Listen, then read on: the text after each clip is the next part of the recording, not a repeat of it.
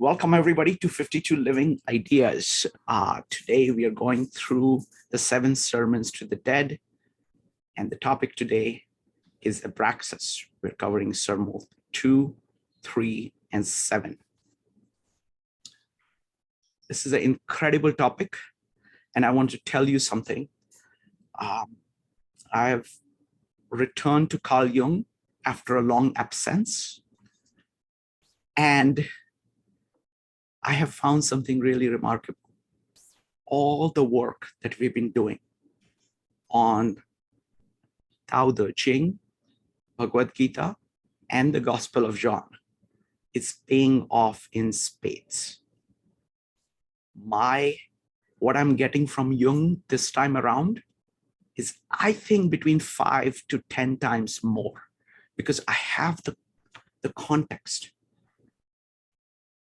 What Jung is doing is that he's bringing back the wisdom tradition, the ancient wisdom tradition, into the conversation. And not just me, but all of us here have been studying the wisdom tradition in great amount of detail. And as Jordan Peterson puts it, Carl Jung is scary because his mind is so incredible. Since the meetup last Thursday, I've devoured several things by Carl Jung. I've read his book, Answer to Job. I have read half of his book, Modern Man in Search of His Soul. I have read his essay, Christ as the symbol for self, as the archetype of self. And I'm convinced that we really need to focus on Carl Jung. It will take us to a completely new level at this meetups. So on Thursdays, we'll continue focusing on this. All right. So today, we're going to be discussing Abraxas. I am delighted to have David Bloom here. So we're going to start slow. We are going to start. So let me tell you the format first. First, I'm going to ask David and Brian Nichols if he shows up. These are the two people who are Jungian scholars and analysts who know Jung really well. I'm going to invite them to speak about how their experience with 7 sermons to the dead in any way they want. Once that is done, then we're going to focus on the Sermo 2, 3, and 7 on the concept of, on the deity of Abraxas. Again, we will go to David and Brian and ask them their take first. Then I'm going to invite people whom I know have been studying Jung for some time to talk about their take on Abraxas. And then I'm going to open it up for everybody else to talk about their take on this concept. Then we will have questions. When you're talking about your take, you're welcome to put in questions, put down questions. I'm going to keep track of everything everybody says, try to organize it. Then we will have a very deep discussion. Okay, I do have things to say about this concept. I don't know whether I will have the voice to say it, but we'll see how it goes. All right. So, David. So, firstly, welcome back. It's wonderful to have you here. Well, I apologize for not being here last week. I did watch the video and I was leaping out of my chair when I was hearing a lot of your comments. Like, I love these people. It was great. So thank you for a really fascinating 2 hours. I have a 5-year-old now, and she is this anima energy that's playing havoc with our schedule. So I am serving the anima every day. So it just couldn't happen last week. Wonderful, no problem. But I will ask you the same questions I would have asked you last week. So you didn't miss anything. We didn't miss anything. And you caught up on video. So the question is, what place does 7 sermons to the dead occupy in the work of Carl Jung? That's number one. And second, what is your, how does it speak to you? Please take your time, as much as you want to answer it. Well, I'm looking at my video and it seems like I'm bathed in this glowing light. So it's cracking me up right now. I live in Marina Del Rey and it's sunset. So, but it's sort of creating this enlightened energy, sort of making me smile. So just a little background. I've been studying Jung for about 30 years because he's by far the most fascinating individual I've ever met, by far. And I always return to him over and over. There's things that he's affected my life incredibly profoundly. There's things he's done I don't agree with. And, there's negative things, but unbelievable influence on my life. And I came to him actually reading his disciples' work, Maria Louise von Franz. And I encourage everyone to read something she wrote, especially about fairy tales.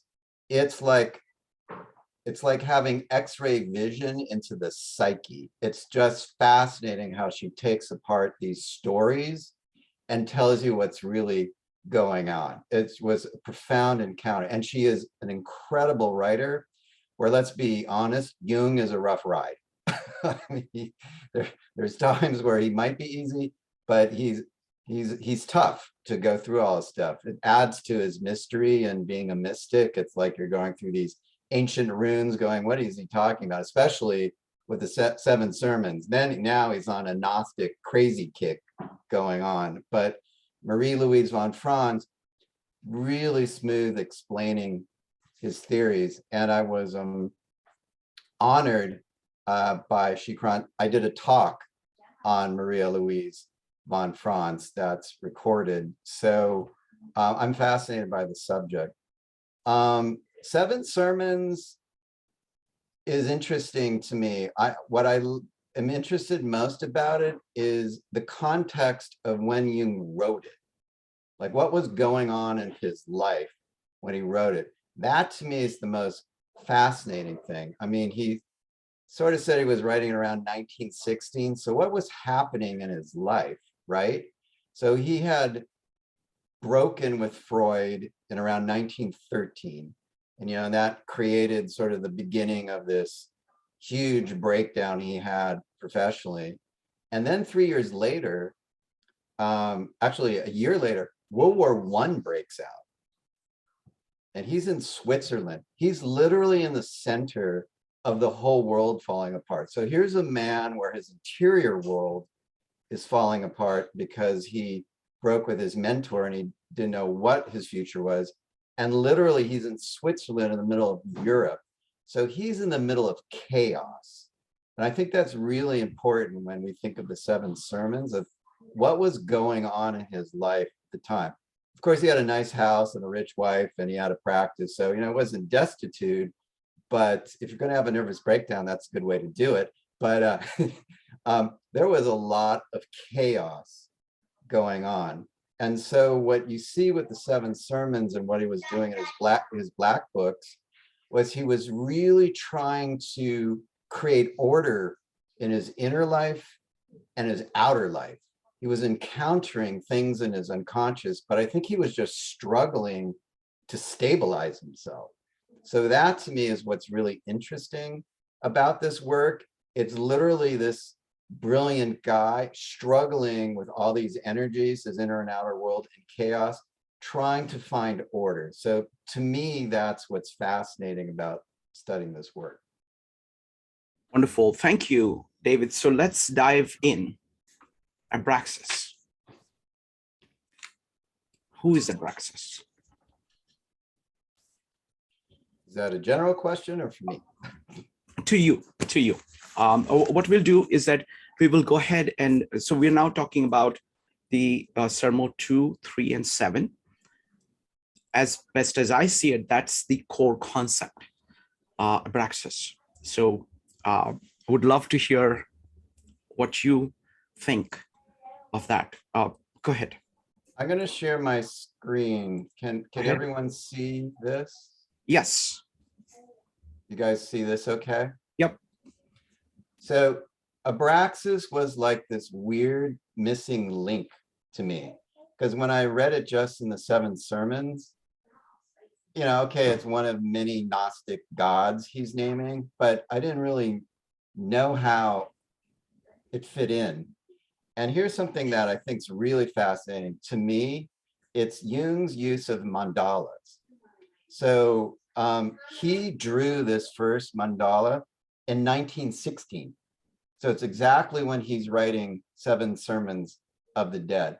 And this goes to, remember I was saying he's struggling to find order in the chaos internally and externally. So he starts drawing these circles to map his own psyche and sort of the psyche of the world. And so I'm like, wow, so he's doing it at the same time. Is there a connection? And I ran a search, and down here, I don't know if you can see my pointer, at the very bottom, what does it say? It's Abraxas. How fascinating is that? Like if I just read the Seven Sermons, I'm not sure how Abraxas fits in. Here, when you see it in his mandala, Abraxas is this very earthy deity. It's almost like the anchor of this whole mandala. That's how important Abraxas is. And then you can read in the red book, he will go on and explain all these figures. Your head will explode. It's so esoteric, but he really mentions Abraxas as his anchor point. These are sort of earth images. Above, you see these sort of winged images, that sort of sky, an alignment of planets. So to me, Abraxas was very important to Jung as a very grounding in the earth deity reflected in his very first mandala. That's how important Abraxas is. So that's my basic answer right there. Okay, wonderful. All right, so shall we go? Would you like to say anything more, or shall I go ahead and call on other people to comment? I think you should call on other people, and I will figure out how to get this off the screen. So give me a second. Sure. Folks, you've been reading Seven Sermons to the Dead. What is your take on Seven Sermons, especially the concept of Abraxas? If you'd like to speak about that, please go ahead and type an exclamation mark. I want to see where people are on this. I want to understand what you get from it. And then I have several things to say, but I want to hear what everybody else has to say about this. So we'll start with Zach, followed by Yogeshwar. Zach. Oh, just a second. Let me go ahead and unmute. Go ahead, Zach. So I'll just start with the name Abraxas, because the concepts that he's hinting at behind the word Abraxas are stuff that he explored using other terminology, and for the rest of his life he was exploring other things, but only here does he use the word Abraxas for it. And so it seems like a good place to start would be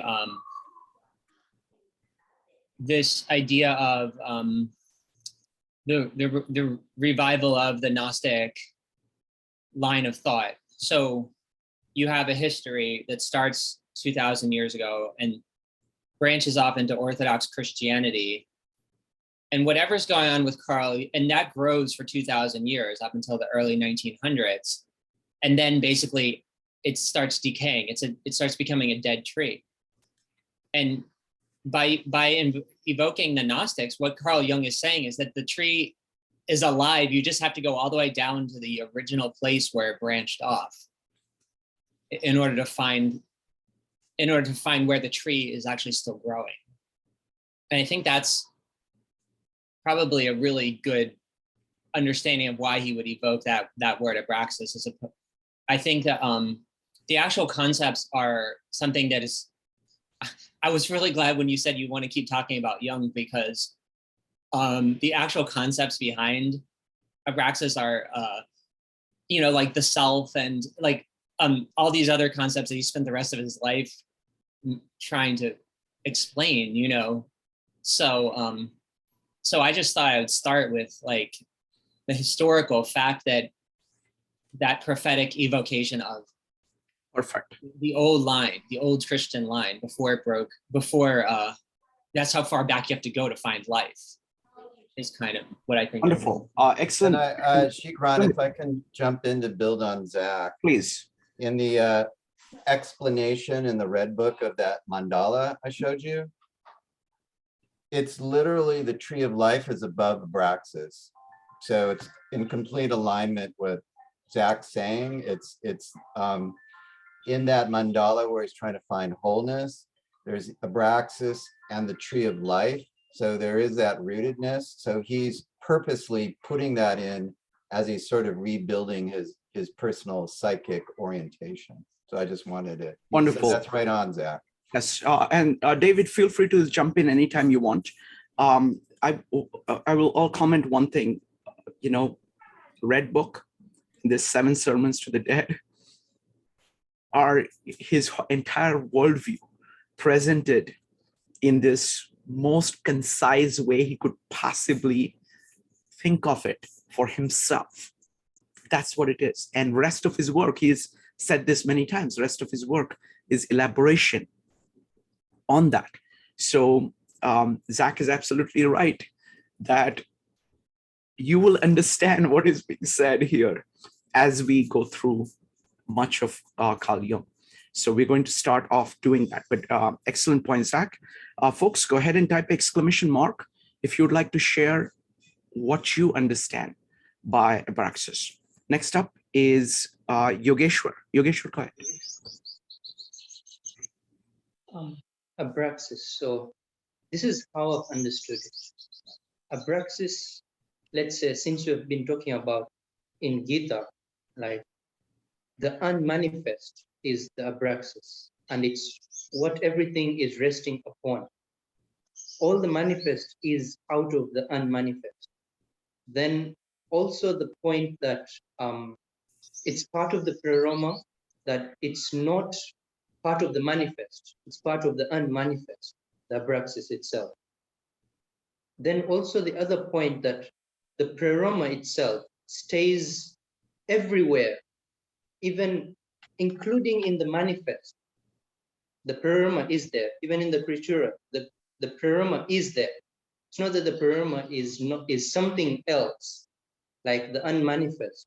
So in the way whereby I see it is, you know, in the concept of Gita, we have now come to a point that we were talking about the center and the peripheral as separate things in the previous chapters. And then we were saying that we have to get to the center. And then in chapter 15, the tone changes whereby everything is part of the center. There is no like peripheral and center. And like if you get to the center, then everything is the center for you. So in that way, you see that link, that everything is part of the unmanifest. There's nothing that is void of the unmanifest. And then the other point was about the tree of life. How also Jung has pointed out about the tree of life is the main concept. And in the 15th chapter, the whole sansara is given by an example of a tree. The roots and the stem and the leaves and all that, how it's linking, I'm still trying to figure out, but probably, let's say. Wonderful. Thank you. Thank you, Yogeshwar. Next up is going to be Joe. Joe, go ahead. So I struggled a little bit with this, I gotta be honest, you know, in understanding exactly what Abraxas is. So, you know, but essentially, I think that's a good word, actually. Essentially, it's the essence of what God is supposed to be, as opposed to the ideal and image that we create when we think of God. And so in addressing the questions of is God dead, you know, he's answering no. And the reason he's answering no is because he's essentially saying that you haven't been looking in the right place. And it is something greater than what we have traditionally come to think of as God in the sense of good and evil. So we tend to think of it as these two things separated as themselves, and then it kind of gives this way to, as Zach was talking about, this idea of monotheism kind of enters into the equation. And he's saying that no, Abraxas is much bigger than that. And it also gives way, I can kind of see in a way that this allows us to understand what he means by consciousness, how we get to consciousness. It actually emanates from Abraxas, how the collective consciousness kind of can fit, you know, how the archetypes actually fit within this framework. And how our subconscious and how our ego all are basically transformed through the idea of Abraxas. I mean, there's the soul that's, you know, spoken about in the Red Book as well, quite a bit, that he talks about and how Abraxas enables that. But that's my high level understanding of what it is. There's also a creation and destruction process in there as well that Abraxas enables for the self. Anyway, I know that's a little bit abstract, but so is the writing. No, I'd love to build quickly on what Please. Joseph just said. So again, putting in context what was going on in Jung's life. So Christianity was under a lot of attack. He was very cynical with his experience with his father in Christianity. Plus, he was coming from a very science background, and his mentor, Freud, was very sort of a materialist. You know, he really rejected the spiritual. And so what Jung was struggling with was, but there is a divinity. He really has believed that his whole life. There's a spirit, there's a divinity. And by making all these Gnostic references, he's sort of signaling that Gnosticism is connected to that divinity. It's not Christianity, but it considers the divine. And that is why he's bringing it forth. Like, look, it's not me making this up, materialist and science people. There is a thousands of year tradition about what I'm talking about. And just the symbol of Abraxas in the tree of life is he's almost rooting his, it's what this conversation is, he's trying again to create order in his life. He's trying to create literally roots in that mandala. So he's rooting his theories now in Gnosticism. That's why he's evoking these. So it's fascinating again when you see what's happening with him. He's trying to plant it in the ground and saying, no, there is divinity. It has a history. I'm not crazy. I'm continuing this line of thought. So Joseph sort of triggered that when I was. Wonderful. Thank you. Thank you, David. Next up is going to be Steve, Rupali, and Maritza. Steve, go ahead. Hey, guys. So I'm so glad I got to go after that. I apologize. I lost the internet for a second. So if anything sounds redundant, I apologize ahead of time. So I like to locate Jung within a number of lineages. One, of course, is kind of the Romantic German tradition with Immanuel Kant and Schopenhauer and Nietzsche. But another one is kind of my own observation that Jung as an INFJ has a INFJ lineage. So that particularly, he tends to remind me of Spinoza, who himself was an INFJ. And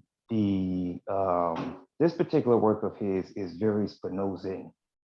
And I've discussed with Shrikant privately that in many ways, kind of Spinoza's magnum opus, the Ethics, which is the only words that I'm familiar with, to me is exemplary of what I believe is a Western tradition of catching up to Eastern wisdom, but articulating it through math and geometry in a way that the Eastern tradition tends to be mythos and the Western tradition tends to be logos.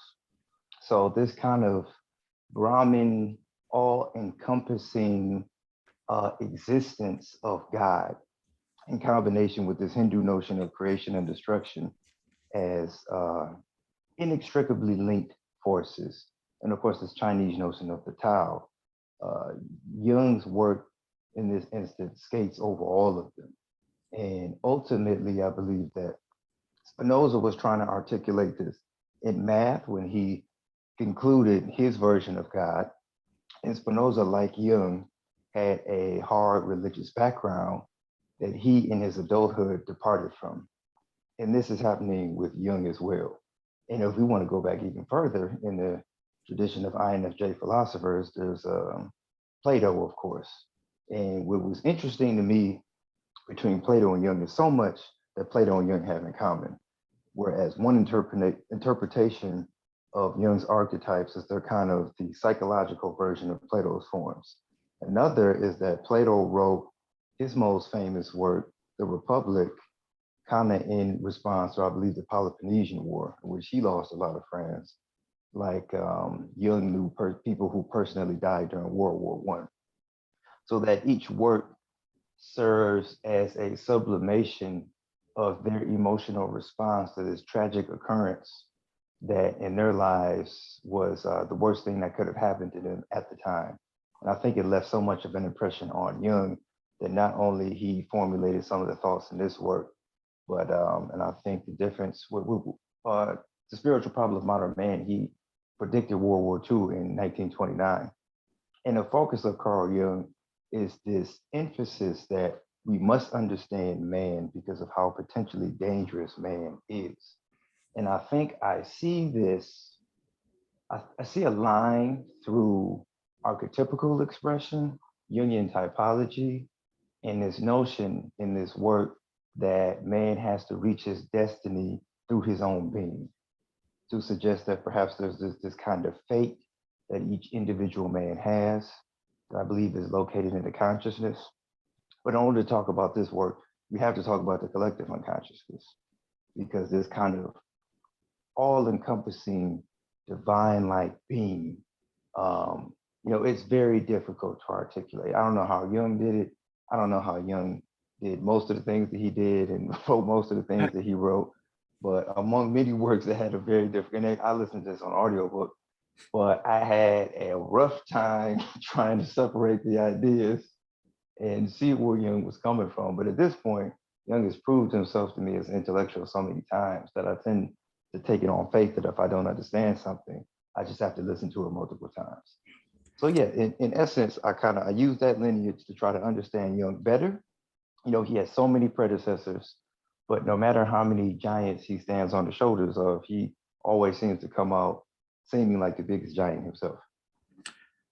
Wonderful. Steve, that was fantastic. I want to follow up on a couple of those points. One is that Jung brings East into the Western conversation, Eastern wisdom into the Western conversation.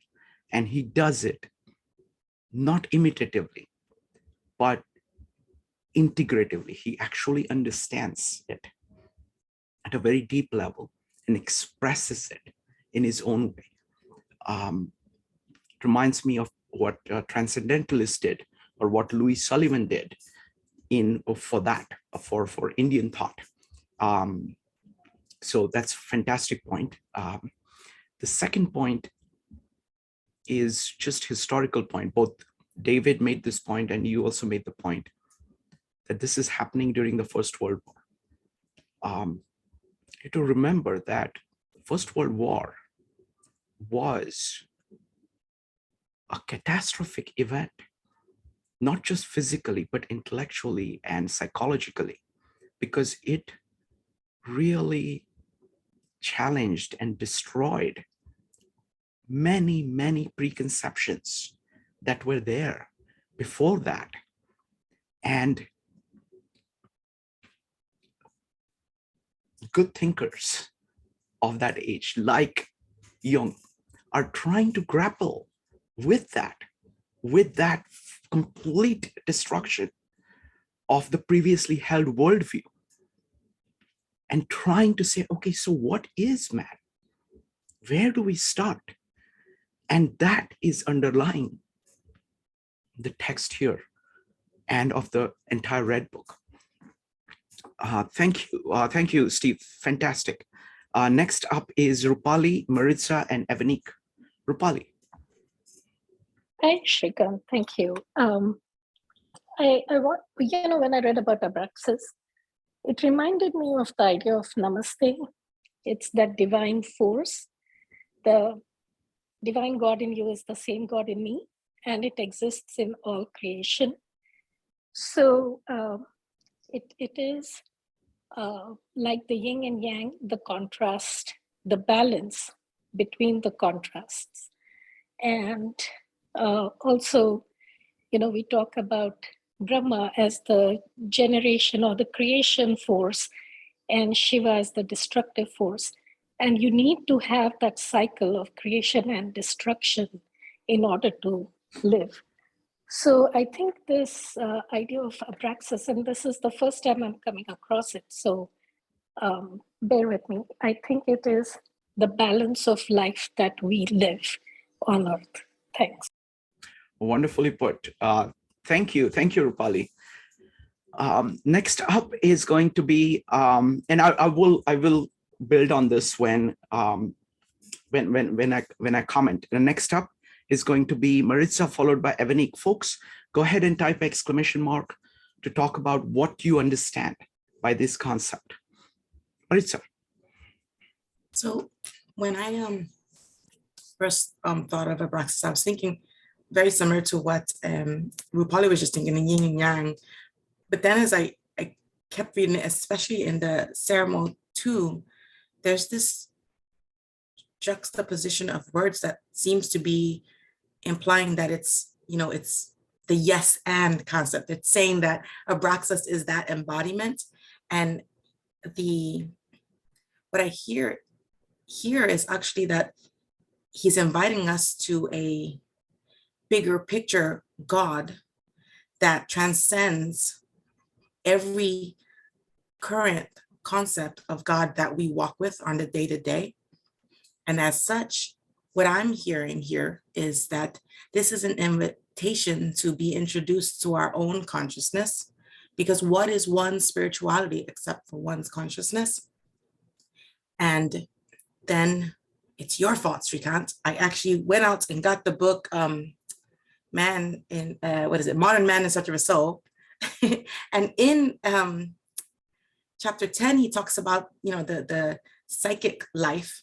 And again, there's this element of the consciousness. So I was thinking that when Jung is referencing Abraxas here, he's inviting us to assume that it is both everything and nothing, but not only without, but also within. And I can see, I really love, that David was talking about how he was in almost a crisis of faith here, where he's trying to still believe in some type of spirituality. And I think that really resonates with me because, I was raised extremely Catholic, and it's true, when one is seeking to reject what one believes to be the institutionalized concept of a deity, there's like a hole, because you're like, but wait a minute, there are certain things that I think still fit. So I'm seeing here the invitation to consider this Abraxas as a larger type of spirituality that actually resides within each of us. I do want to say just very quickly, I love the manner in which the words are placed. The opposing concepts are placed almost very poetically here in the Sermo, and all of the Sermos, but if I were looking specifically at Sermo 2, I like, he says force, duration, change all together, and it just paints this amazing picture, at least to me. Thank you. Excellent, Maritza. So I want to comment on several things here. Now, firstly, I want to comment on a couple of things that Rupali said. It is that balance of creation and destruction. It is saying full acceptance of creation and destruction, and it is sustaining yourself using creative destruction, if you will, creation and destruction. Second, it is about consciousness. It is about being aware of the fact of creation, of the fact of your own destruction. And doing that, continuing that. It is also a very human God. It is a human ideal. It is speaking. There is a self-consciousness involved. And this is, in Sermo 7, it says man is Abraxas. So it's a God which is of that kind. Let us continue. Next up, it's going to be Evanique, Phil, and Fraser. Evanique. Yeah, I think most people made these points already, but when I first listened to the Sermon 2 and Sermon 3 and Sermon 7, I was thinking of Abraxas as everything. Like I felt like it was almost, and I don't think it's just the right way to say it, but it's the only thing I can think of is like a hierarchy, right? Where you have God and you have Satan, and then you have Abraxas that is kind of like not above it in terms of he's better, that Abraxas is better or worse, but it's all encompassing. It's kind of like the concept of Brahma, the creation, the destruction that Rupali was referring to earlier. And I was thinking also of when Carl Jung talks about shadow, and I think of it as he's the combination of shadow and light, and that it's all encompassing. He is the devil, he is God. And Jordan Peterson was saying that when we don't pay attention to our shadow, it can overtake us, and that it is kind of like a concept of being a human being, being that light and that dark. And if you're not careful, if you don't think that you could not be that person that could do some horrible thing and destroy things, he was like, that's where you run into problems. That's where you will find out that you absolutely can be. And so to pay attention to it, it's like paying attention to your consciousness, or it will pop up in different ways. But I think what this concept of Abraxas does is, I think it's a reflection of not only God and the devil, but a human being. Because if we're human and we're divine, if we have both, then we have both light and darkness. And I think when we create this whole concept of God and Satan, or good and evil, we're trying to explain things that are happening in this world. If you think about it, for what some people would think is evil, others would think is good, right? Depending on what side you're on, depending on your beliefs. So in a sense, to me, it's like, it's just everything all encompassing into one. And I'm not sure, I don't know Jung very well, but to me, it seems like this is Jung's attempt to explain all the concepts that he doesn't get, like evil, good, and really exploring it as to say, what I may think, and I think what he's saying is like, what I may think is evil, other people may look at and say that's good because it gets them as a means to an end. And so I think it just feels like, don't watch what you say is evil, or watch yourself, really. Because if you think that you are not capable of evil things, that's when you will do evil things. And then Jordan Peterson said it best, and then I'll stop, is that, if it's not the simple fact that you don't have evil in you, and it's not even the simple fact of recognizing it, is that a good man will recognize that he has evil in him and he's capable of evil, but he will control that evil. And I think that's where I think that's where kind of Jung is going with Abraxas, is that yes, it can be there, and yes, we can do horrible things. It's controlling yourself, knowing that it's there, knowing the capability is there, and controlling yourself so that you don't do that thing. Not thinking that you're so far above or that you're so good that you would never do it, because that's when it happens. Wonderful. Thank you. Thank you, Evanique. It is kind of the consciousness. It's your consciousness of saying, You can move towards the center, or you can choose to turn your back on the center. You can either go towards the right thing, or you can go towards the wrong thing. That is the capacity that each of us have at each point of time. And that is the terribleness of it, that is a terrible responsibility of saying that you have to keep doing it all the time. So that potential for evil, which is there in each of us as human beings, which comes with the knowledge of good and evil, it comes with consciousness itself. It's as a result of the fall. The moment you eat that apple, you know which way is up or down, and then you have to take the responsibility of that. And that's the terrible part that Jung is talking about. Wonderful, thank you. Next up is Phil, Fraser, and Zach. David, you had something. I just wanted to build on what Evanique was saying. When I was reading the sermons, I didn't get the impression Jung really knew who Abraxas was. I think he was fascinated by this Gnostic figure. And, at one point he's saying, well, Abraxas stands above the sun and above the devil. And then he's saying, well, Abraxas is the sun.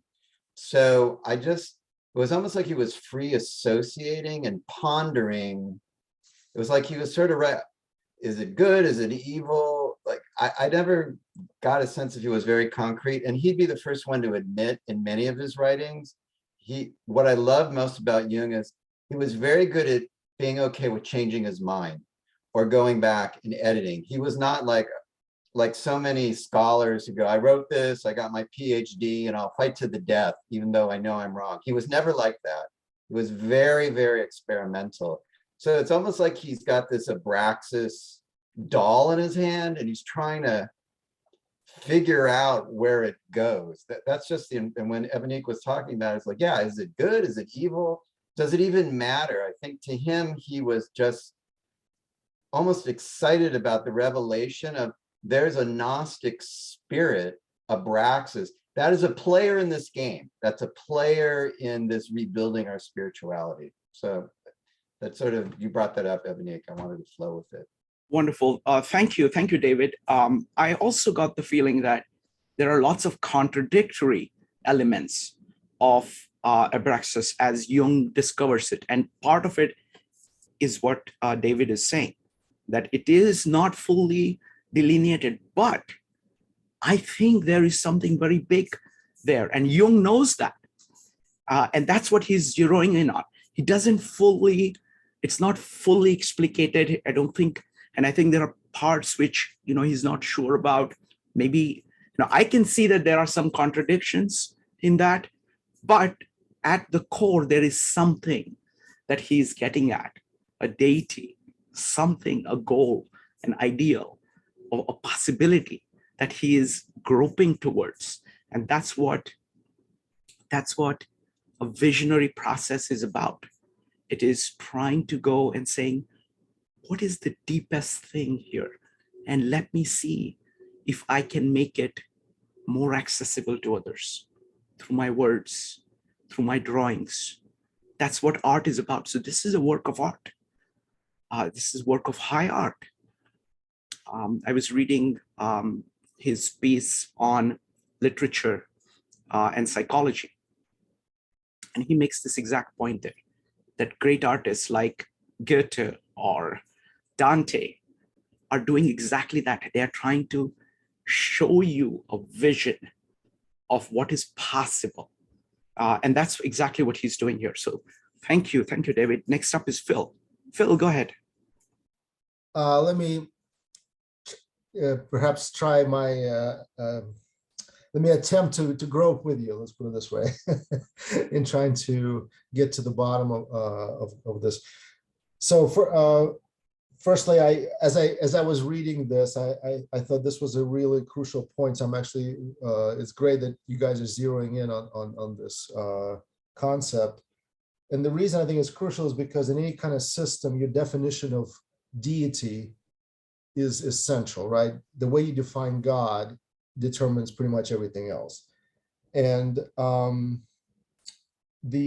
I guess as I was reading, the thing that was kind of confusing to me was, he's introducing this new sort of personality, right? Abraxas, or we tend to think of God as a personality because we're so used to Christian thinking.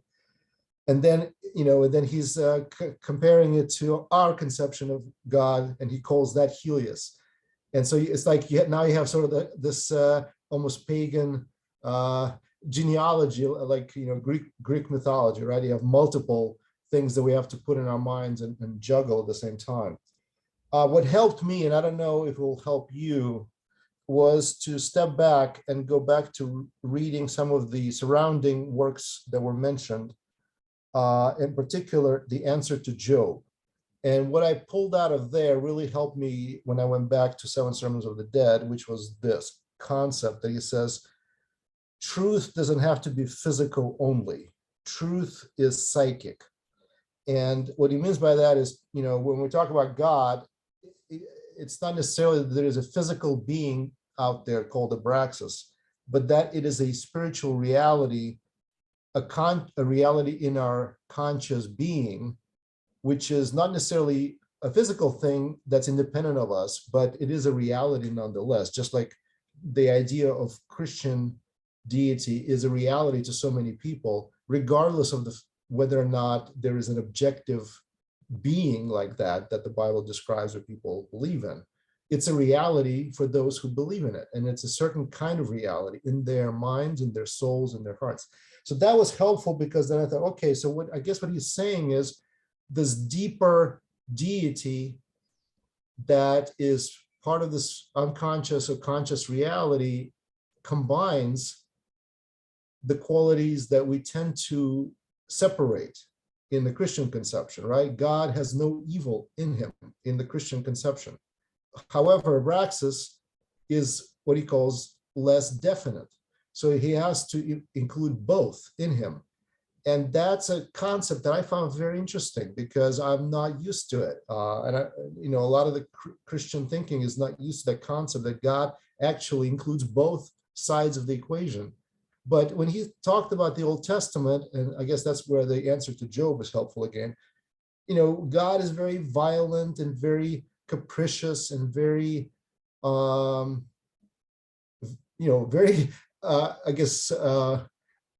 ambivalent about good and evil a lot of times. And a lot of criticism is leveled at that, or at him for that. But in reality, that may be almost a compliment to the Old Testament God, because he is closer to this reality that the ultimate being actually includes everything: the good, the evil, the ugly, the beautiful, all the things that are in the pleroma that he was listing in the first sermon are included in this concept of Abraxas. And it's somewhat freeing, because in our spirit, we also have the same reality that is both ugly and it's not a bad thing. I guess that's the most important psychological conclusion I get from this, is it's not a bad thing. It's actually just we're mirroring reality. And because of that, I want to bring it back to one thing. Why are people in general leaving Christianity?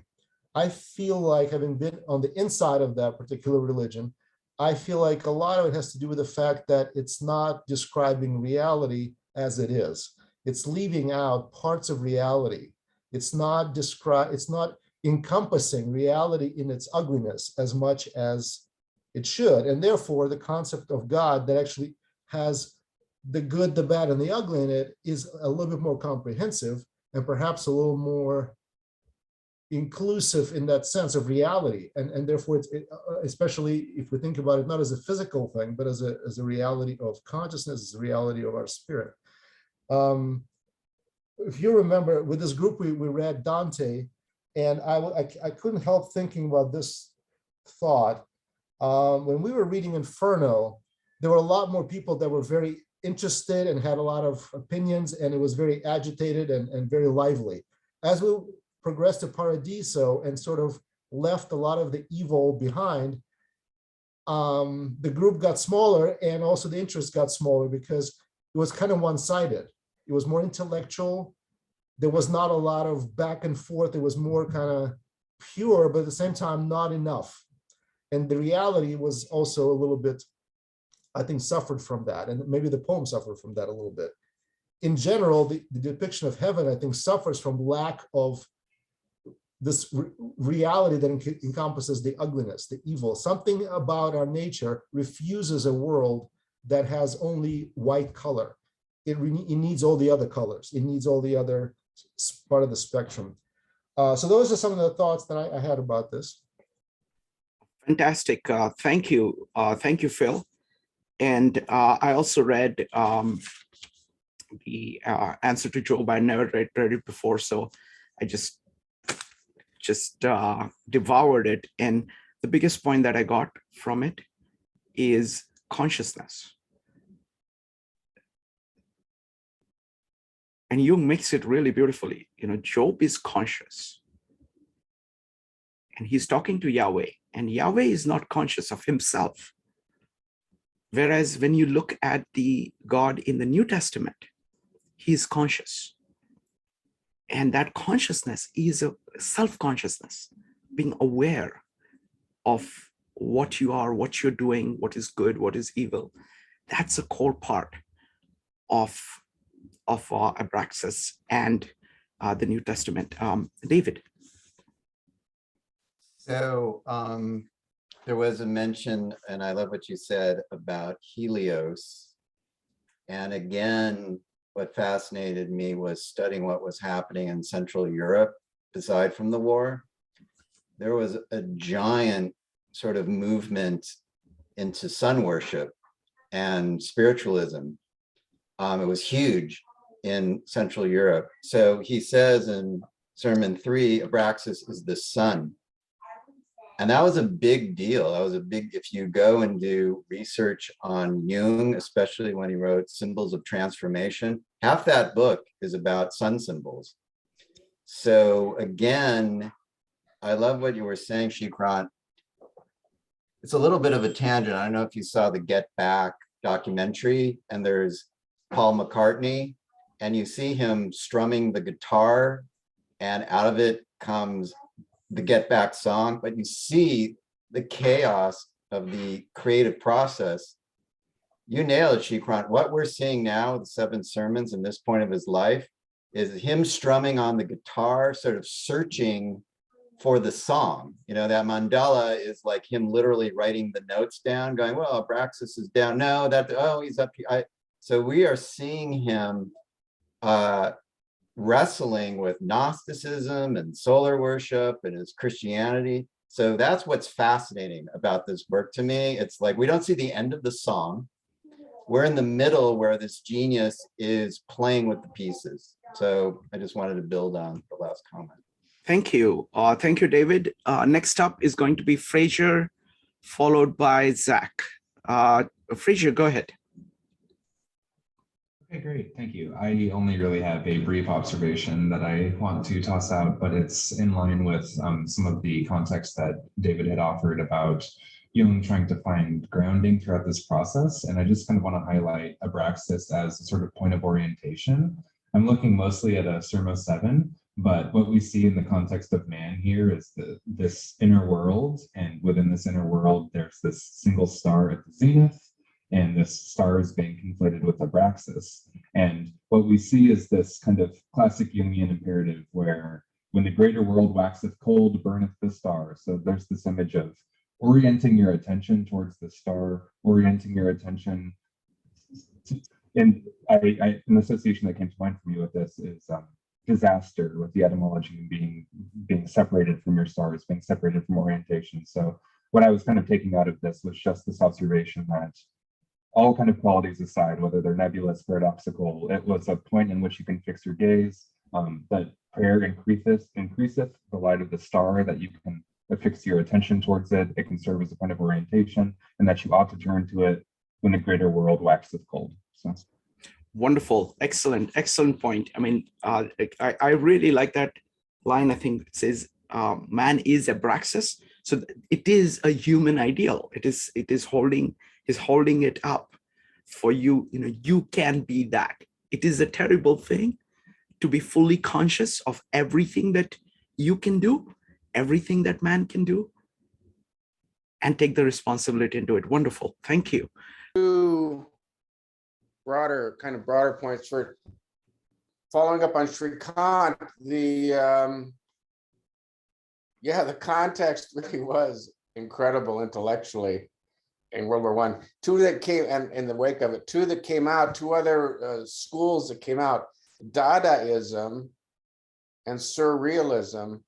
The Dadaism was breaking just that everything was bankrupt, and we have to go back and start at the very beginning with nonsense sounds that they spelled out using the Latin alphabet. They didn't go back further than the Latin alphabet, and try to recreate, just rebuild things from the ground up. And the Surrealism was a little bit the same way, but more consciously, just free associating, and then capturing that in art.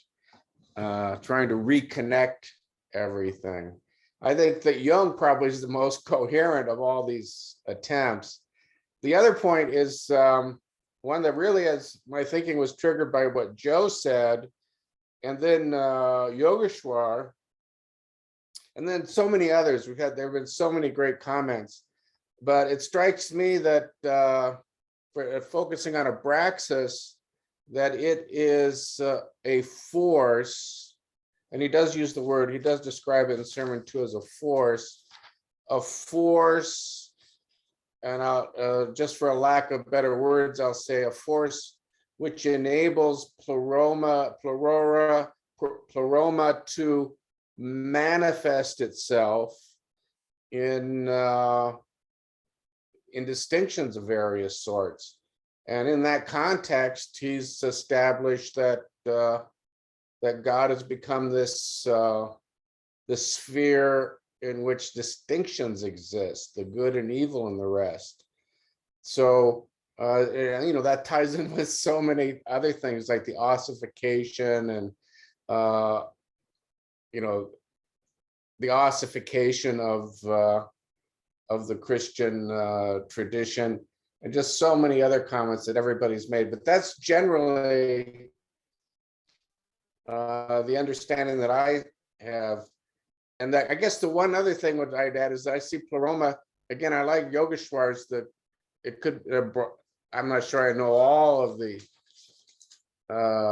Bhagavad Gita words correctly at this point, but it's like the ultimate reality, the Brahman that exists somehow metaphysically, and the Atman that exists, let's say, psychologically. But I think that's pleroma is like that, and the Abraxas is the force that enables them to, that brings them to life, that enables them to draw distinctions and to bring about change. Thank you, Brian. All right, now I'm going to try something quite ambitious. I'm going to tell you about what I think Abraxas is. This is my take on it. My understanding of Jung is not very good. My understanding of Christianity is not very good. So there is a lot of stuff here that I don't know. So, but I'm going to try, okay? So firstly, I usually originally thought of this as just a dialogue with the dead. So firstly, I wanted to say, so I'm going to take we have a little bit of time. So I'm going to take a kind of an unusual approach to this. So originally I thought of making this presentation as like an interlude between Sermo 2 and Sermo 3. By the way, Jung was very heavily influenced by Thus Spake Zarathustra in terms of the format of this presentation. So it is the dialogue that happens in Zarathustra. So that the style, if you're familiar with Zarathustra, you can see it is reminiscent of that style. So we're speaking to the dead. So first point I want to make is Why are we speaking to the dead? And why are dead speaking to us? This is a very profound point. This is the heart of what Jung is saying. Dead are speaking to us. Actually, dead are us in some ways, because we are carrying in us all the traditions of the past. This is an integral part of us. So when we're actually speaking to the dead, we're speaking to ourselves. These are the ideas that you're negotiating with. Why are dead speaking to us? Because that is the only way in which they can live. So that is this deep conversation that is going on. Now,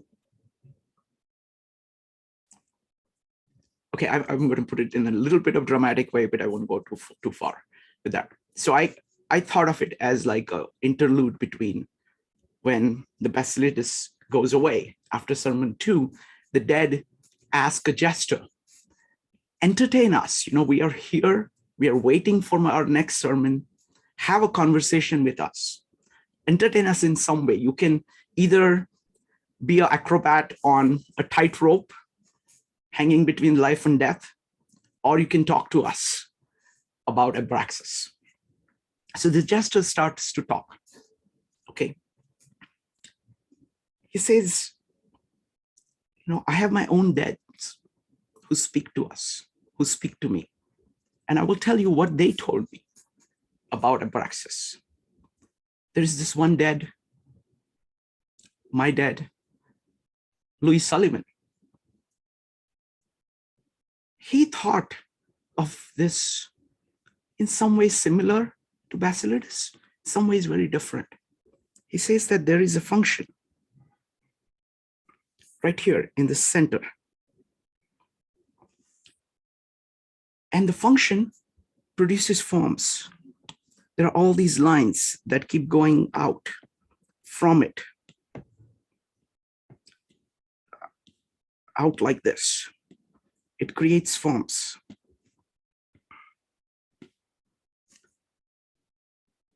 And the forms ought to follow the function, but many times they don't.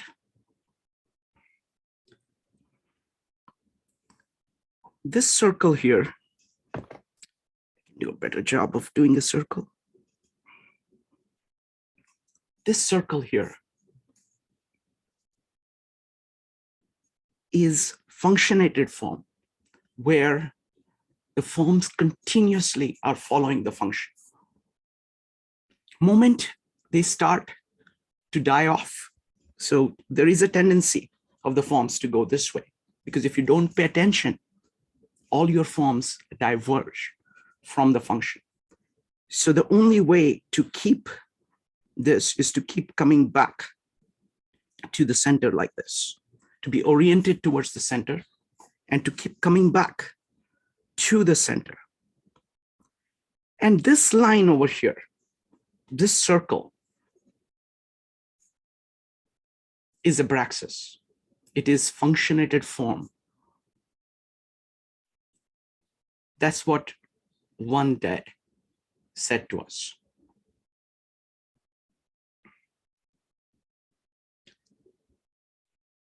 There was another dead, Rudyard Kipling. He called this line if. He called it if. And just like Abraxas actually means 365, you do this all the time. This is sustaining action. He says, can you fill a single minute with 60 seconds of distant run? And he says different ways in which you have to keep dying and keep coming back to life and keep going on this path with the center as your lodestar. So you have to keep coming back to the center, throw away things. Now the dead raised a tumult. He says, why are you talking to us about these recent deaths? We don't know these people. These are children. They were not even born. Why do you speak to us of such people? So the jester continued. He said, I have one more dead. Lao Tzu.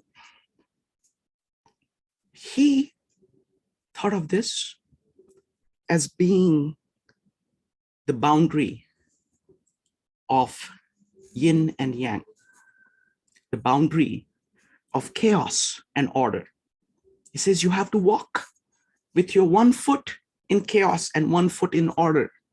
Keep going. The dead complained, is yin the devil? He says, no. This idea of God and devil is your own, not of my dead Lao Tzu.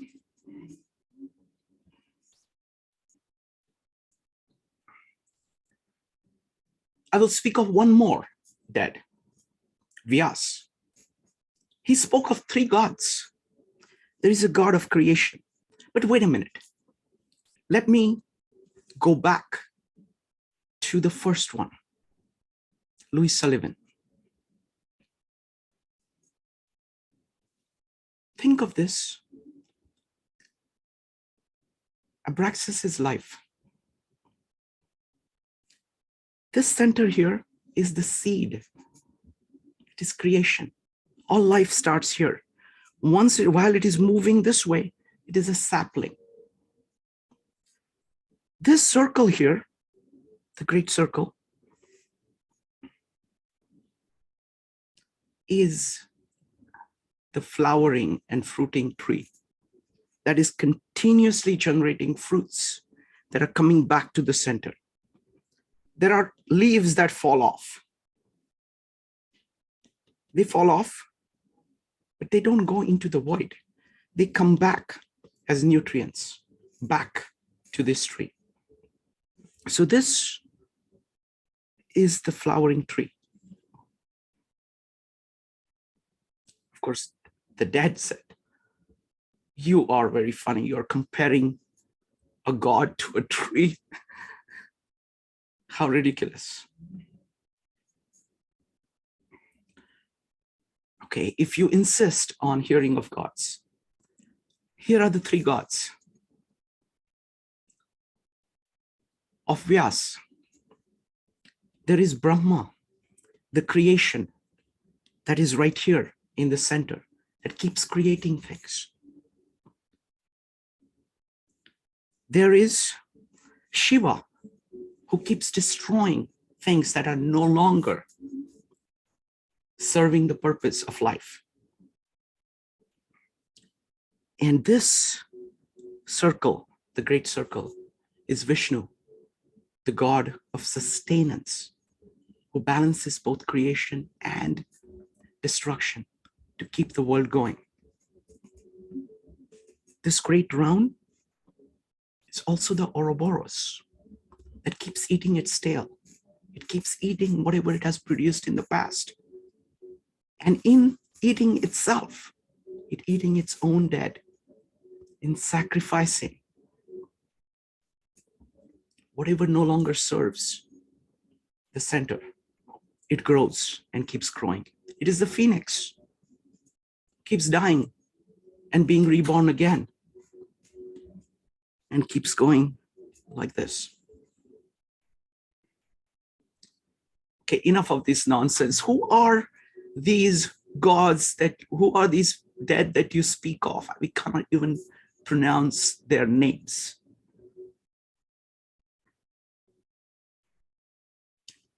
Okay, let me try.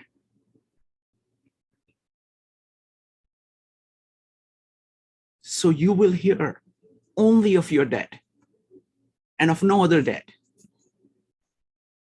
Yes, all other dead are dead to us.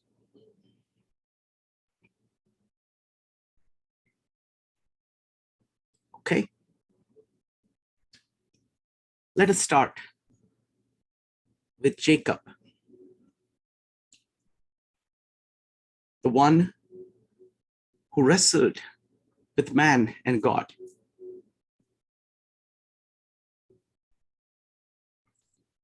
One who was cast out and had to spend 7 years and 7 other years,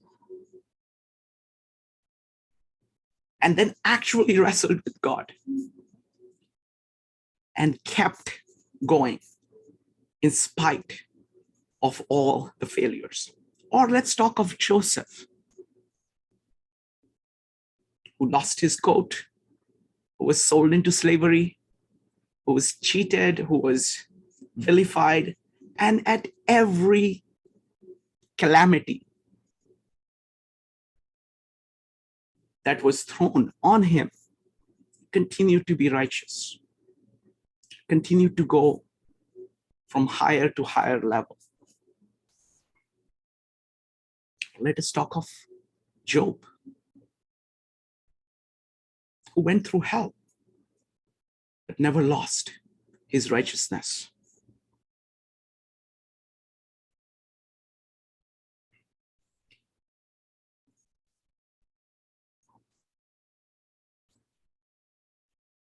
Again, you're being funny. You're talking of men. We asked you about God. These are sons of men, not gods.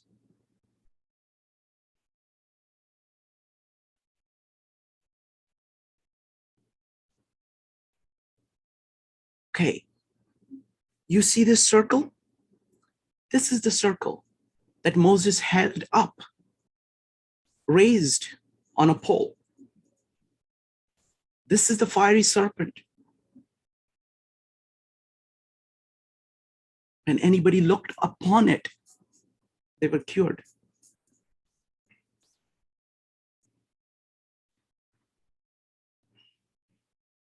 And he was pointing to something that happened much, much later.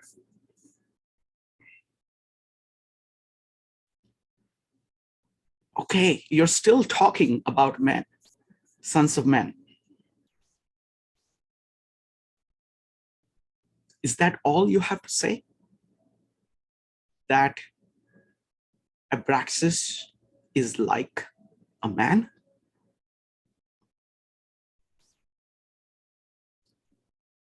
Let us look at one more man.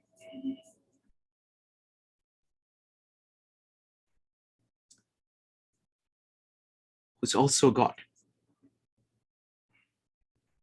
Jesus. Wait a minute. Jesus is nothing like these tortured people that you spoke of. He's sitting serenely on the right-hand side of God, right here at the center.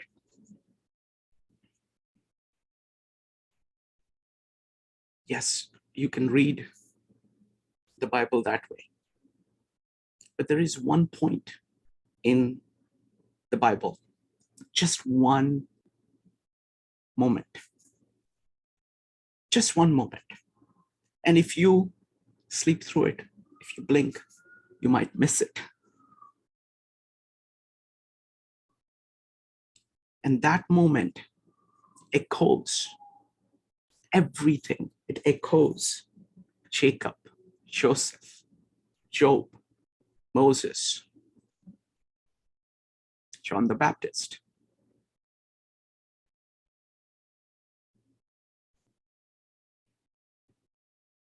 It is the cry, my God, why have you abandoned me? It is the moment of death, and it is the moment of life.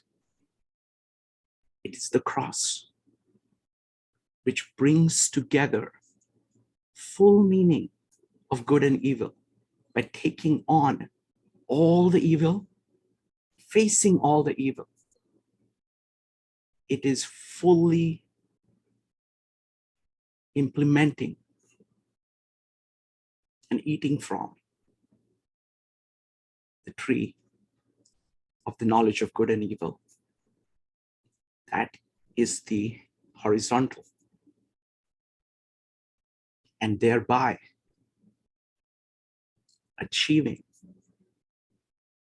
eternal life, the tree of eternal life.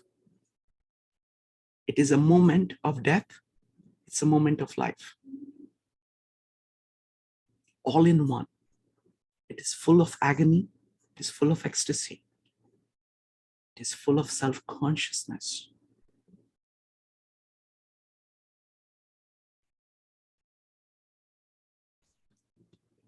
That is living on this circle, fully aware of your capacity of turning towards the center or away from the center.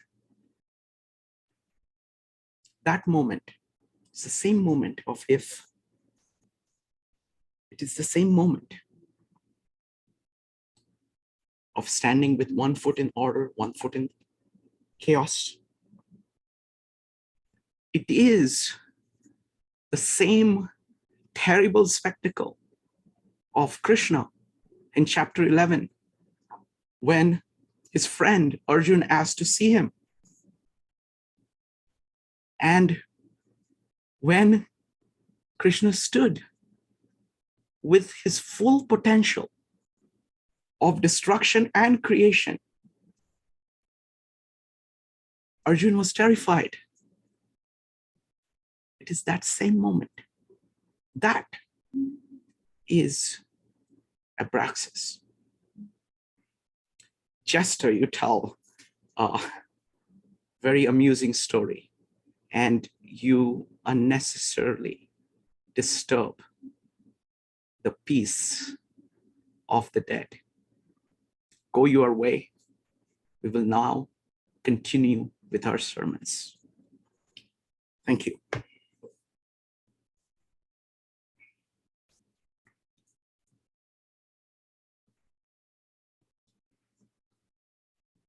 All right. Thank you, folks, for, if you have any comments, you're welcome to type exclamation mark.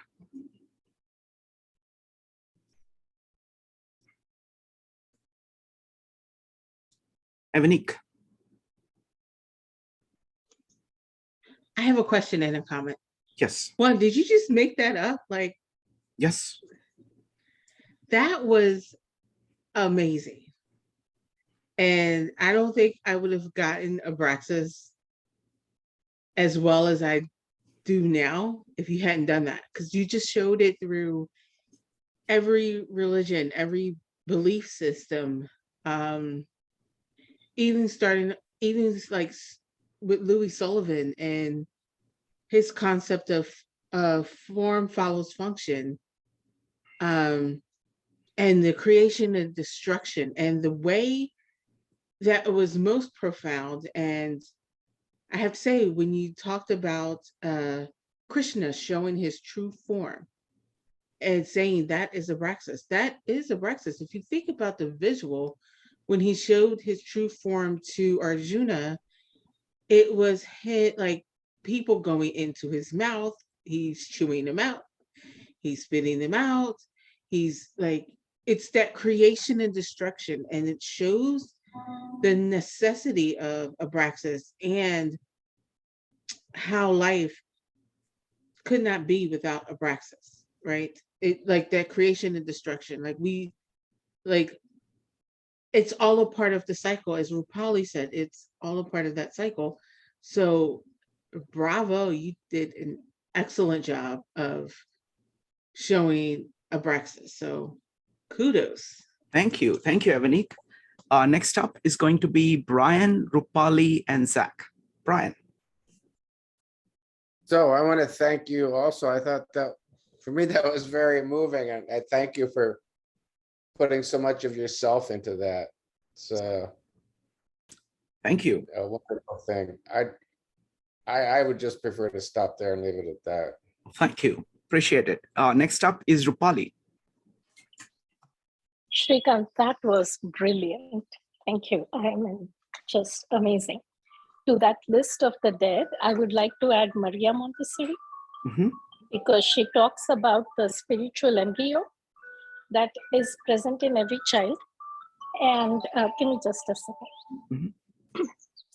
The spiritual embryo, the psychic being in every human being. And she talks about teaching that child or nurturing that child to reach its highest potential, to be the Abraxas that it can be, right? The second point I want to make is what, like, even, you know, when you said, why do we have to speak to the dead? The thing is, we die and we live every day. We go off track, and that's when we are the dead. And then we have to come back on track. And to have this idea that there is a balance between, you know, that you have to achieve on a daily basis, that gives you that sense of forgiveness, the feeling of forgiveness, that it's okay, I can get back on track. And I think that's a very much Hindu mindset that I see. Like, now that I'm in India, I see that, like, yeah, that's all right, just, yeah, you'll be all right. And that feeling that you don't have to always be perfect is such a relief. So I like that. And then the last thing I want to ask is, how can this become part of education? Because now that I'm working with my nieces and nephews, and we've been looking at Aurobindo's writings about the Gita, it's part of their curriculum in many schools, that, you know, it's taught as a character building, moral thing. And I see that's missing in the traditional schools in the US. So I'm just wondering, what's a good way to, and this question is for the whole forum, because there's so many wonderful people here. Thank you. Let's do one thing. Let's keep the education for another day. I want to focus on this concept, but thank you so much. I want to add one thing. The concept of dead that Carl Jung has is profound. You are dead, you know, your past is dead. And if you keep doing what you have always been doing without the awareness of it, then you're just following the dead. Dead is not all negative. Louis Sullivan is dead. Carl Jung is dead. Carl Jung is speaking to us. We are going through his ideas. All the potential is in the dead, because they are leveraging so much more than what we have. Thank you, Rupali. Next, I'm going to go with David, Zach, Paul, and Joe. David, go ahead. So I think Carl Jung would be very impressed by your presentation. You know, when he was starting his practice, he used the free association with words with his patients. His first book was retitled Symbols of Transformation. And what I was experiencing while you were talking was the symbol of Abraxas was triggering in you this incredibly profound reaction. And you had the courage. Now I sort of understand a little bit why you said you were scared about this presentation, but kudos to you. It takes a lot of courage to put these things together and go so deeply and profoundly and say, this is what this symbol, this character evokes in me. And it was just an honor to see it. And it's very Jungian. I thought it was ironic, you know, because he purposely put characters out there to see the reactions in his patients. And that was amazing. So thank you for that. Wonderful. Thank you. Thank you, David. Really appreciate that. Thank you. Next up is Zach, Paul, and Joe. Zach.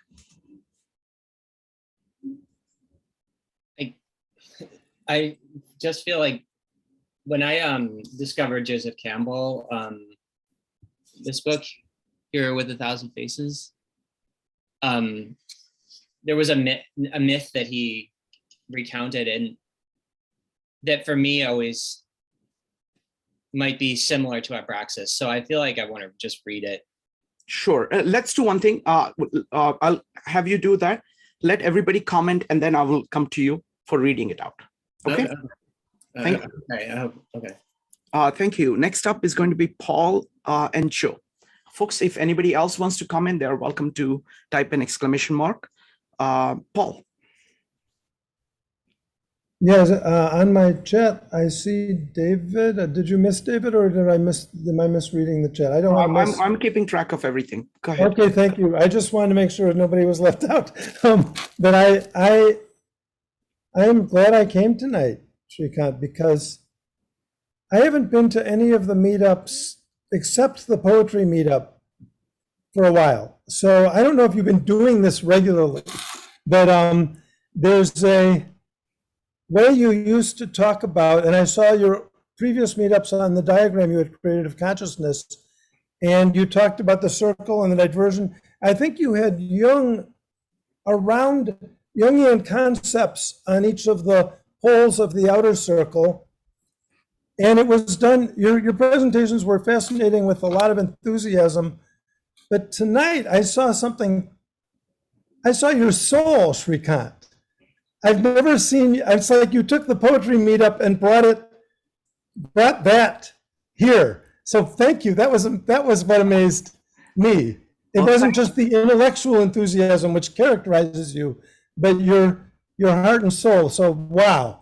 And I feel like, tell me just a quick question. Sure.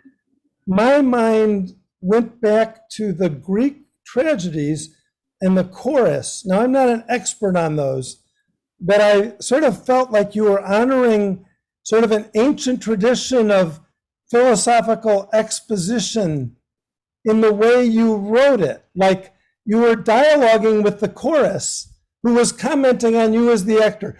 I got that vibe. Am I off the base, or was that how you thought of it? No, I was just taking the, this is the first time I've tried to write anything, or, I did not even write the whole thing down. I just had bullet points and just wanted to speak it out for the first time I'm doing something which is artistic kind of presentation. So it was, and I'm glad everybody seems to have enjoyed it. I think, and I basically used the idea of this conversation, that this is the same idea that Nietzsche, this is originally from Nietzsche in Thus Spake Zarathustra, the people going back and forth with somebody who is speaking. The same is being used here by Jung. So I was using the same one, and I found that, I do not have the capacity of giving a sermon, so I would rather have a conversation. So I thought having shorter back and forths and the other party talking back. And at a very fundamental level, I think that conversation is a very deep concept. You're actually having a conversation. So you can think of Abraxas as having a conversation with the center, that you're continuously talking to the center and you're continuously talking to your own dead. So you're going back and forth. There are these loops going on between you and the center and you and your dead. And it is both ways. They will tell you something and then you speak back to them. And that conversation is the means through which you keep the stream of life going, clean. Otherwise it gets gummed up with all kinds of debris. So thank you, Paul, really appreciate it. Next up is Joe. I mean, I too want to say, express my deepest gratitude. I mean, I have in the past, but it was a truly remarkable presentation. But also to do it while you're not feeling 100%. Right. That was the thing I was afraid of. I was not afraid of the presentation because I don't mind, falling flat on my face. That's part of trying things. It was that I thought that my voice will give out somewhere in the middle. That was what I was afraid of. Go ahead. Yeah, no, I mean, and it's a true act of courage, and so in the truest form. Yeah, you know, and I have a lot of gratitude for that on a number of levels, because I think it did invoke and made it a little bit more clear to me on a number of different levels. So I mean, I have tremendous gratitude. And you know, one of the most interesting points about it is the circular process that you were talking about, that how death is not necessarily a negative, how it's actually essential to our being, is really something that's really powerful. You know, I was looking at it, I was thinking about it in a circular fashion as well. Like you have, you know, death, and then you have birth, and this constant reinventing of oneself, and their experiences are kind of in the middle. So you have like things that are, you know, beauty and ugliness, you know, and all these things, all these dualities that exist. But, you know, death and creation is kind of understanding your past and where you are now. And it's that cycle that's very, very interesting. There's also, at some point, it's worth mentioning at some point that there's even a theory called creative destruction in economics, that it very much applies to this. It very much applies to this whole entire the process that we're talking about. You know, even it's from Joseph Schumpeter. So it's a meetup I've been wanting to lead for a while, but absolutely. I mean, and these ideas go directly into that area. Like, for example, the concept of anti-fragility is exactly Abraxas is anti-fragility. It is. And the dead is fragile. That's right. And you know, so that it's very deep. It goes all across. This is void. This is OODA loop. This is saying relentlessly, don't get attached to your ideas. Don't get attached. Don't get comfortable with whatever habitually you're doing. Continuously do the OODA loop, which is you observe what is going on. So that means you listen to the dead. And then you orient. That means you try to go back to the center and say, coming back to the center, how should I conceptualize the situation? Taking in of whatever has happened in the world. How do I do that? And then you decide, and then you act, and you keep doing that. So this is another way of looking at it, is that think of that circle as a rope. The coiling of the rope is the OODA loop. That is what you're doing. You're going continuously round and round around that rope as you go along. Thank you. Really, just one last quick, you know, during our Jordan Peterson series, which was actually pretty interesting, he was asked a question. You know, he's like, one of the distinctions between, you know, kind of more of a free market, where, you know, versus a communist market in particular, is that the structures themselves can die. Yes. And that they can reinvent themselves, and that when they're stale and stagnant, that the system itself comes to a halt. And I mean, and part of this gets into the whole ideas of what I was thinking about with creative destruction, but he mentioned that specifically as far as systemic, one of the advantages that happens in a free society versus a society that's actually controlled, where you don't allow death to happen, or this natural cycle of things. Wonderful, thank you. Next up is Maritza.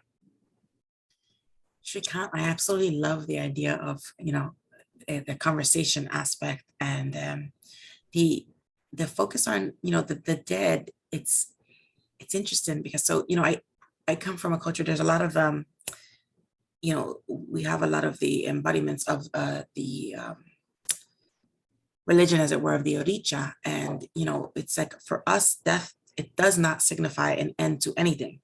It's merely so death is merely a new beginning, and it offers the possibility to be reborn.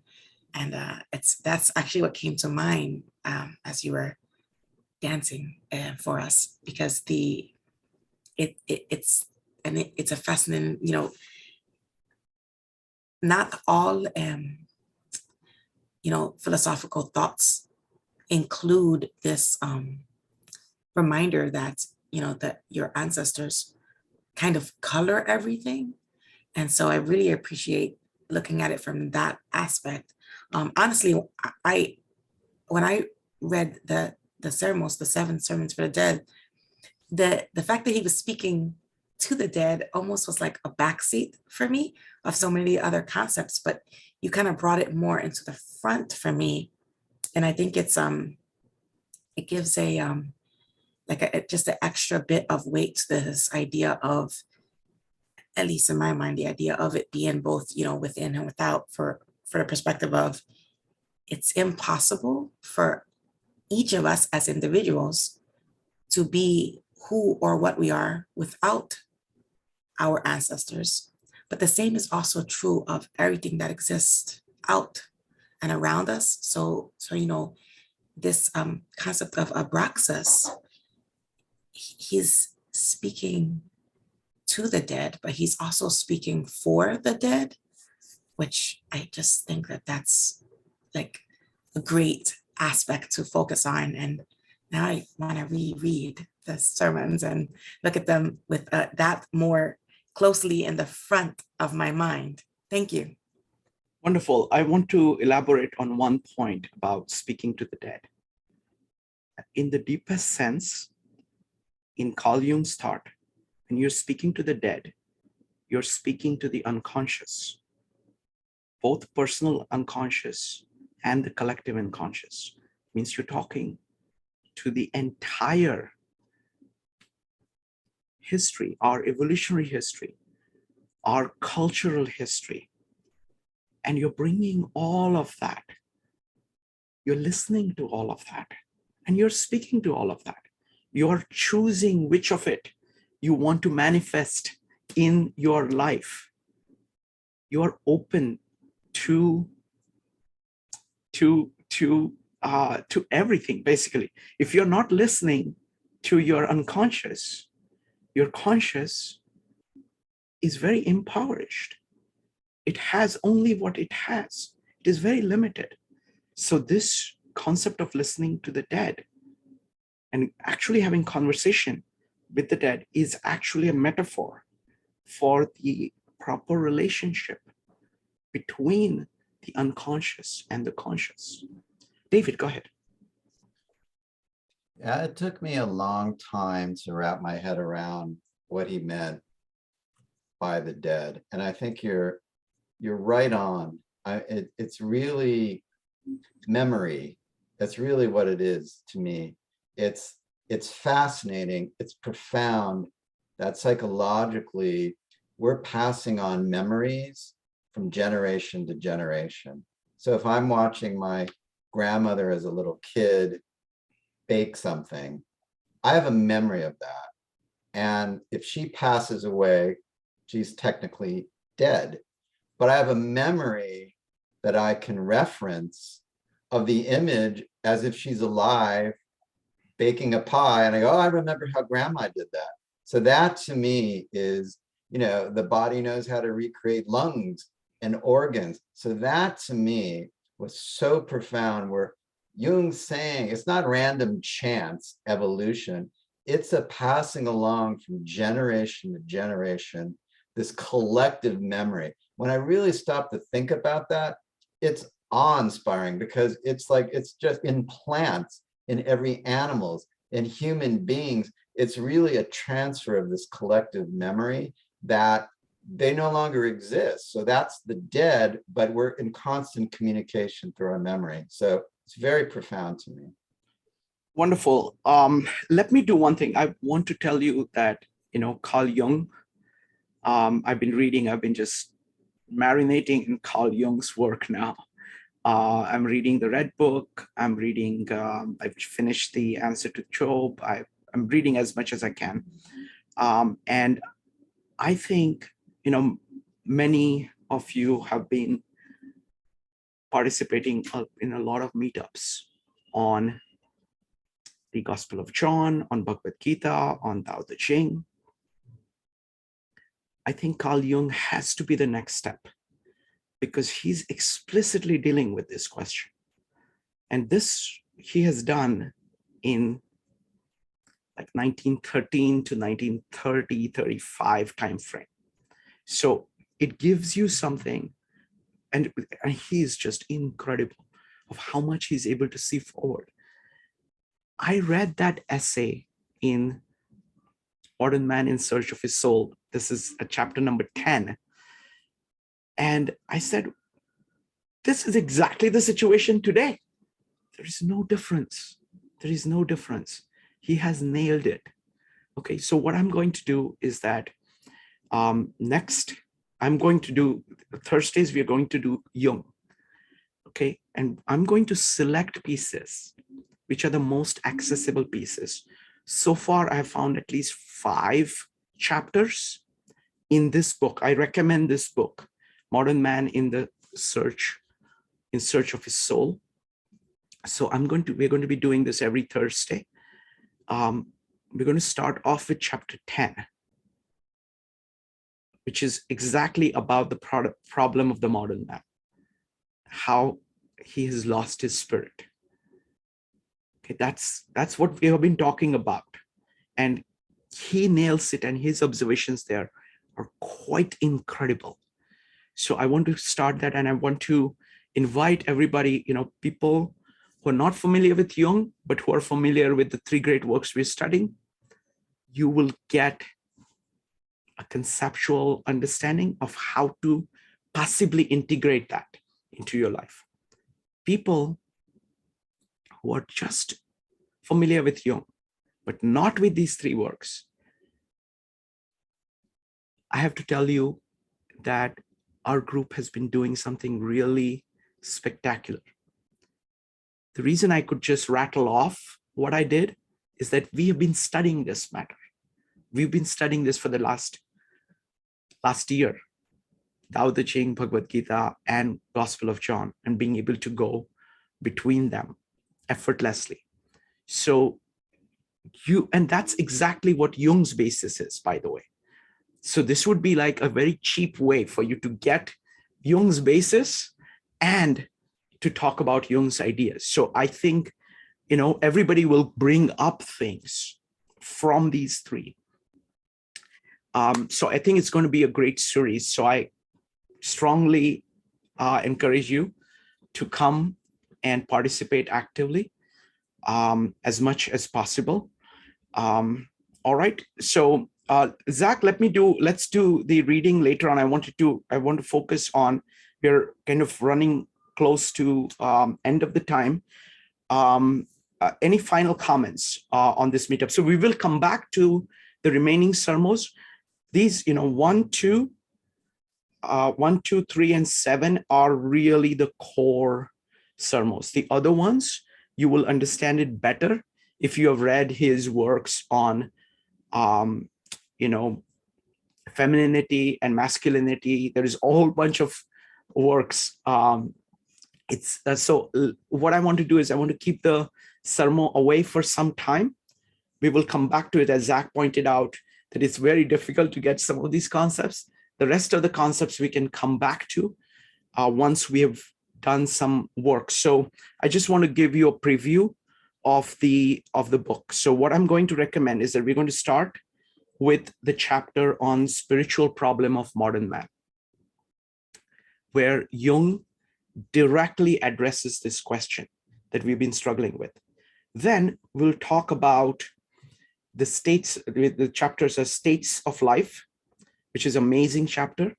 Most people kind of think they don't do his observations of this trajectory of the sun rising and sun setting, and how your view of life changes and should change accordingly, and how you end up holding on to the previous views, and what are the consequences of that. It's just very profound. He's talked about archaic man. He's talked about the basic postulates of analytical psychology, which is very profound. He talks about psychological theory of types. And one of my favorites is the psychology and literature.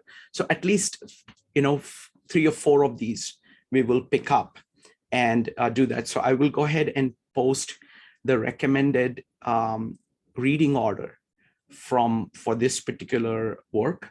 This is a collection of lectures, so they can be read in multiple ways. And this is the order I'm suggesting, so that you can get the larger picture first and then go into details. All right, so any final thoughts? So David, any final thoughts? How was it? I'm going to say it was great, because it was. You're really on to something. I truly believe that our world has to go through a Jungian revolution. I think one of the greatest revolutions was the Darwinian evolution, which sort of knocked out religion with this idea of natural selection. And I think what Jung realized is, no, there is an inner divinity, there is a spirit, there is a soul, and through his work, he will restore, he did it for me personally, my connection with the divine, the spirit, and the soul. And I really think our species will be stuck psychologically, individually, and collectively until we go through some kind of Jungian revolution. So you're saying, hey, I want to do this series, is the zeitgeist to me. We need to do it. We're stuck now collectively.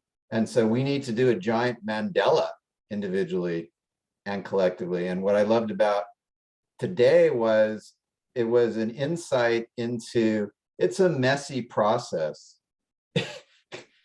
It is a really messy process that this guy went through, and we're trying to interpret.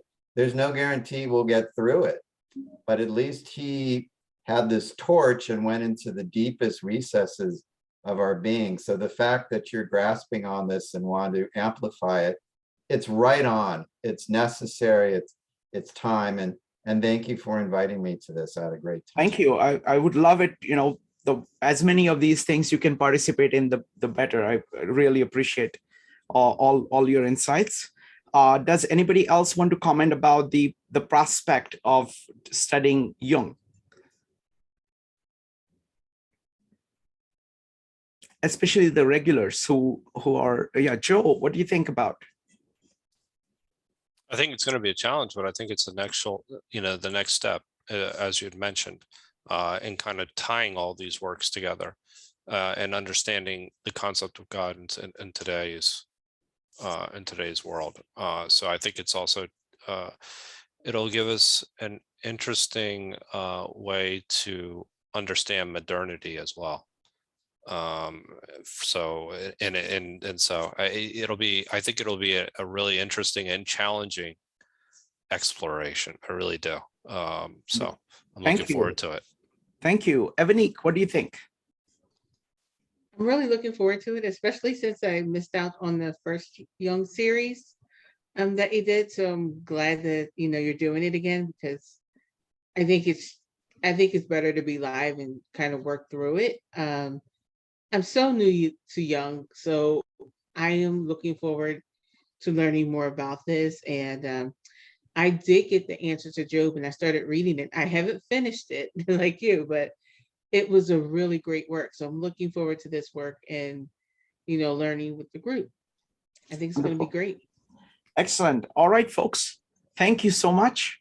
And I am amazed that my voice and my mind still remained intact through all of this. And just as I expected, I'm far more energized, and I'm doing far better at the end of the meetup than the beginning of the meetup.